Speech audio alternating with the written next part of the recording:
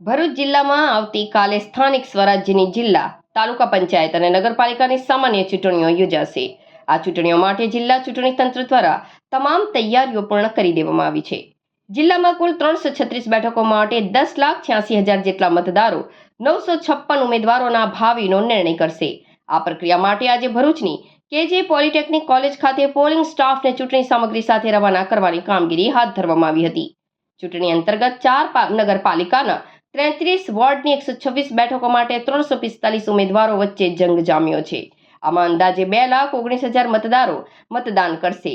જિલ્લા પંચાયતની 33 બેઠકો માટે 111 ઉમેદવારો અને 9 તાલુકા પંચાયતની 177 બેઠકો માટે 500 ઉમેદવારો વચ્ચે ચૂંટણી યોજાશે. આ ચૂંટણીઓમાં કુલ 8,67,000 મતદારો ભાગ લેશે. જિલ્લાભરમાં કુલ 1,134 મતદાન મથકો ઊભા કરવામાં આવ્યા છે. નગરપાલિકાઓ માટે 219 મતદાન મથકો અને જિલ્લા તાલુકા પંચાયત માટે 1,134 મતદાન મથકો પર મતદાન યોજાશે. ચૂંટણી કામગીરી માટે કુલ 6,663 સ્ટાફને ફાળવણી કરવામાં આવી છે. આજરોજ KJ પોલિટેકનિક કોલેજ ખાતે જિલ્લા તાલુકા પંચાયત તથા નગરપાલિકાના પોલિંગ સ્ટાફને તેમની નિમણૂકના ઓર્ડર તેમજ EVM મશીનો સહિતની ચૂંટણી સામગ્રી સાથે રવાના કરવામાં આવ્યા હતા.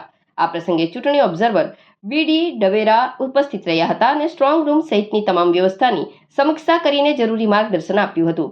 નાયબ ચૂંટણી અધિકારી નિકુંજ સાવલાએ નગરપાલિકાની ચૂંટણીઓ અંગે માહિતી આપી હતી.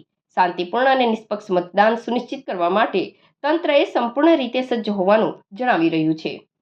ભરૂચ જિલ્લામાં સ્થાનિક સ્વરાજની ચૂંટણીઓને લઈને આજે તમામ મથકો પરથી ડિસ્પેચિંગ શરૂ છે. મોટાભાગના રૂટ રવાના થઈ ગયા છે. બપોર સુધીમાં નગરપાલિકા, તાલુકા પંચાયત અને જિલ્લા પંચાયતના તમામ રૂટ પોતાના નિર્ધારિત મતદાન મથક પર રવાના થઈ જશે અને શાંતિપૂર્ણ રીતે ચૂંટણી થાય એ માટે તમામ જે તૈયારીઓ છે એને આખરી ઓપ આપી દેવામાં આવ્યો છે. ભરૂચ જિલ્લાના તમામ નાગરિકોને મારી વિનંતી છે કે આવતીકાલે મતદાનનો દિવસ છે. સવારે 7 વાગ્યાથી લઈ અને સાંજે 6 વાગ્યા સુધી મતદાનનો સમય છે. આપ સૌને અપીલ છે કે આપ ઘરની બહાર નીકળી અને અવશ્ય લોકશાહીને વધુ સુદૃઢ કરવા માટે અને ભરૂચ જિલ્લાના હિતમાં મતદાન કરો. આપ સૌને પુનઃ મતદાન માટેની અપીલ છે. ધન્યવાદ.